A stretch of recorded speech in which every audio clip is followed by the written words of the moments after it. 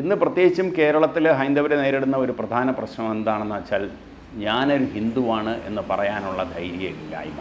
നമ്മളിപ്പോൾ നോക്കിക്കഴിഞ്ഞാൽ മറ്റ് ഏതൊരു വിഭാഗത്തിൻ്റെ ആയാലും അവരുടെ ആഘോഷങ്ങൾ, അവരുടെ ആചാരങ്ങൾ അതിൽ പങ്കെടുക്കാനായിട്ട് ഇവിടുത്തെ ഒരു രാഷ്ട്രീയക്കാരനും ഒരു മടിയുമില്ല. മതവിശ്വാസിയല്ലാത്ത മാർക്സിസ്റ്റുകാരനടക്കം അല്ലെങ്കിൽ കമ്മ്യൂണിസ്റ്റുകാരനടക്കം അവനും ഇങ്ങനെയുള്ള പരിപാടികളിൽ വളരെ പരസ്യമായി പോയി പങ്കെടുക്കാൻ അവന് യാതൊരു കൂസലുമില്ല. പക്ഷേ ഒരു ഹിന്ദു ആചാരം എന്ന് പറയുമ്പോൾ പൊതുവേ അവർക്കെല്ലാം ഇതൊരു വർഗീയ ചിന്തയാണ്, ബാക്കിയൊന്നും വർഗീയ ചിന്തയല്ല.